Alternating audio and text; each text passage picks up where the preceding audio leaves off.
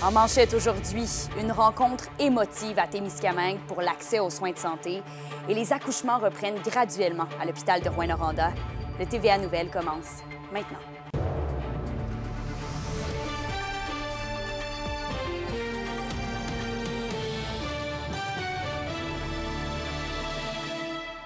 Bon vendredi tout le monde, Kémilia La Liberté qui vous accompagne pour ce bulletin de nouvelles. On revient sur le dossier des bris de service avec les médecins de l'Ontario pour des citoyens du sud du Témiscamingue. Eh bien, ils attendaient de pied ferme hier soir le CISAT pour obtenir des réponses à la suite d'une décision administrative de ne plus prendre en charge le remboursement de frais. Eh bien oui, une rencontre bien émotive, comme l'a constaté Sophie Média-Villarivard. Vous n'avez pas pensé à nous. Est-ce que vous ferez la même affaire que nous? Parce que c'est inacceptable.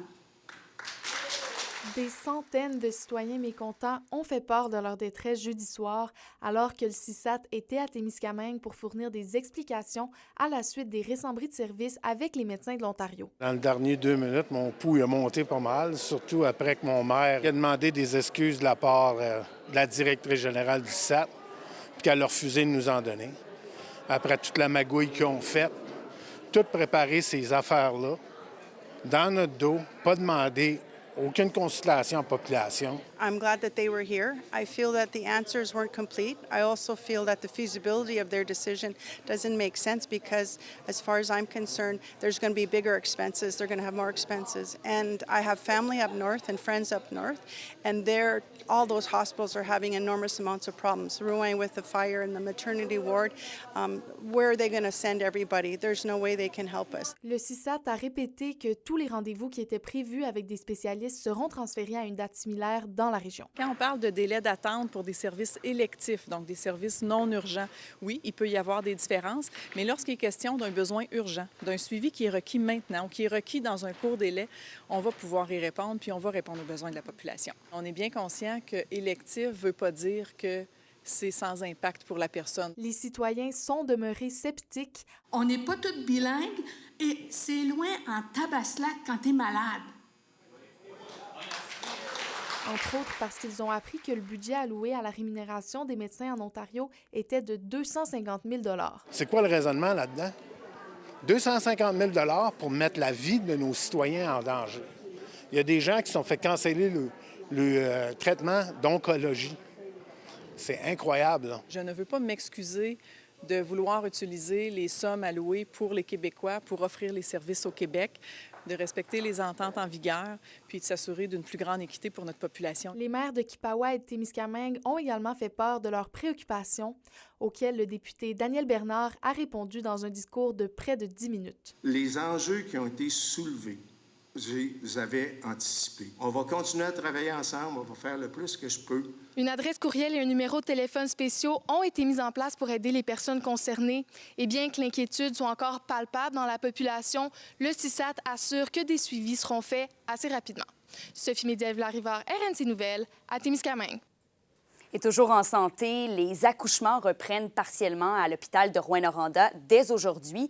Bon, depuis déjà quelques semaines, à la suite de l'incendie survenu à l'hôpital, les naissances devaient se faire dans d'autres établissements de la région. Mais le CISAT prévoit toutefois encore quelques transferts dans d'autres hôpitaux en fonction de la condition clinique et de l'évaluation médicale. Et du côté de Saint-Marc de Figuerie maintenant, la communauté a célébré l'inauguration du centre récréatif Dominique Boutin. C'est donc l'arrivée d'une patinoire entièrement couverte, rendue possible par la mobilisation citoyenne, comme le souhaitait Dominique Boutin, ce citoyen décédé en 2017 et qui a inspiré tout le village. Zachary Desrosiers était de la partie.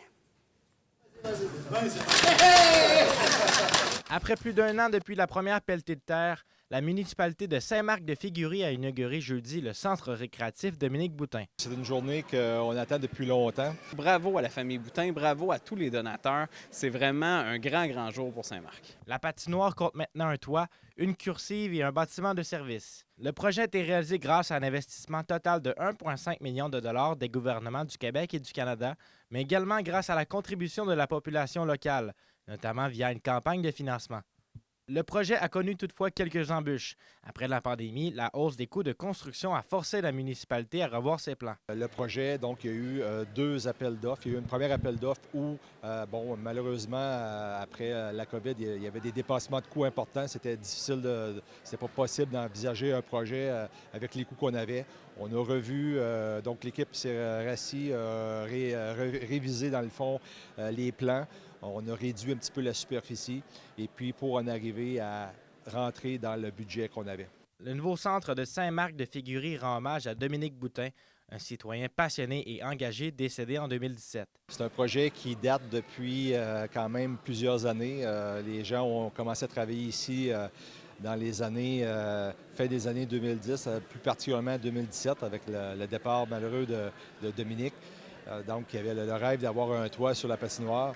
Donc, ce projet-là a été travaillé, oui, par la famille, les gens du milieu, l'agent de développement, l'équipe municipale.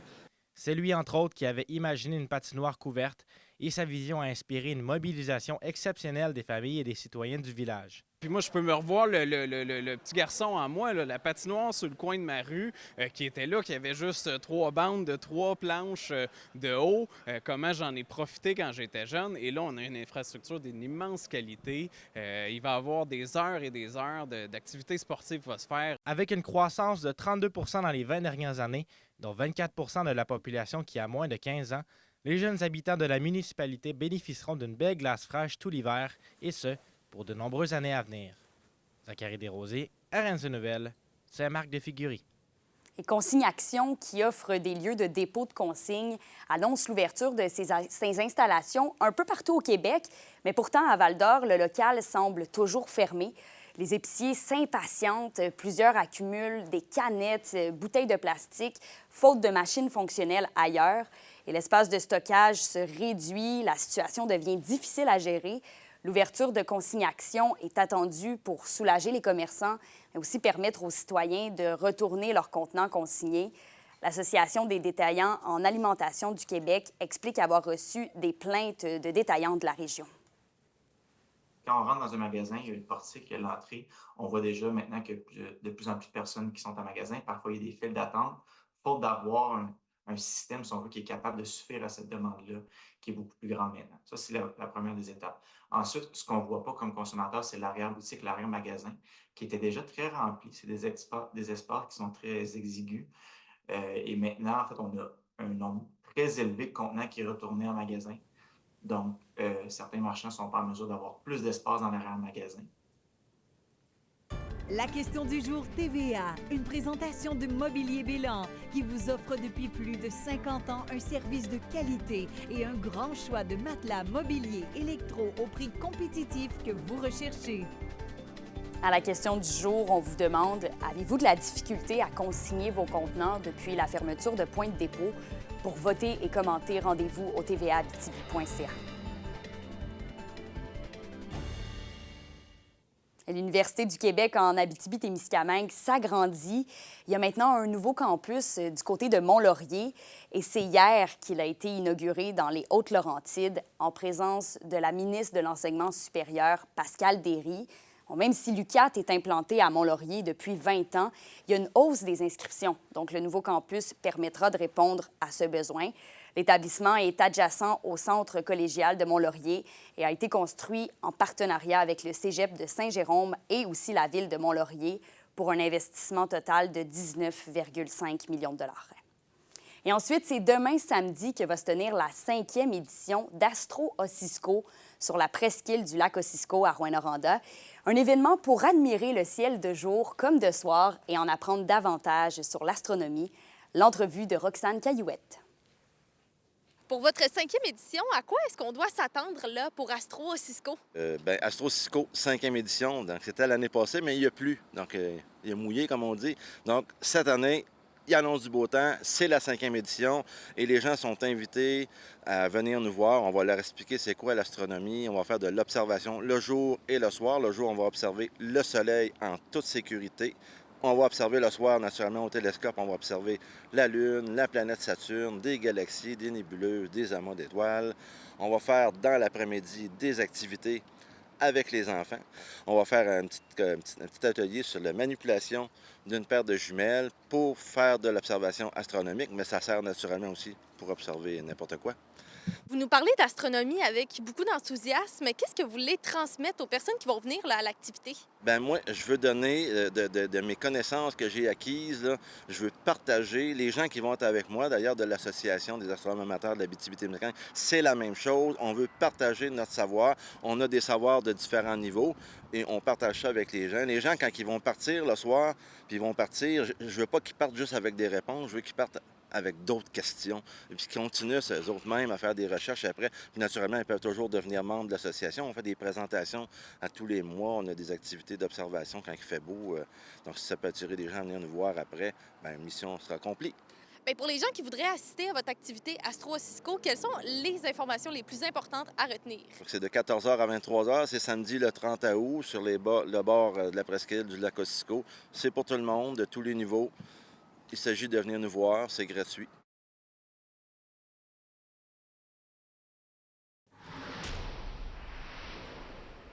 Le Festival de musique émergente bat son plein à Rouyn-Noranda. Ce soir, Claude Pelgag, Ariane Roy et plusieurs autres vont continuer de vous faire danser, chers festivaliers, mais surtout télécharger l'application du FME pour ne pas manquer les spectacles cachés exclusifs. Hier, les plus rapides ont pu assister à un spectacle surprise des louanges. Alors surveillez bien les notifications. Et au cours de la fin de semaine, les 3 accords, Pierre Lapointe et plusieurs autres artistes prendront la scène du Festival de musique émergente. Et c'est dans moins d'une semaine que commence le Raid international Témiscamingue, une course d'aventure qui va se dérouler du 4 au 7 septembre.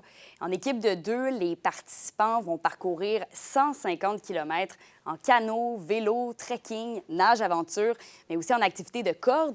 Et tout ça pendant 3 jours, avec bien sûr carte et boussole. La cérémonie d'ouverture va donc avoir lieu jeudi prochain, le 4 septembre, au terrain de balle de Québec, suivi d'un souper communautaire et le vendredi, place au Raid Junior.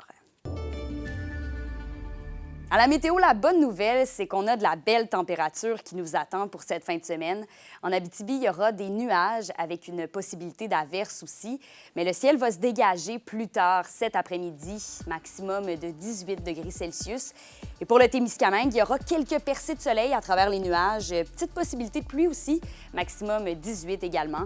Et pour ce soir, partout en région, c'est quelques nuages avec des nappes de brouillard qui vont se former au cours de la nuit, minimum plus 4 plus au nord et plus 6 au sud.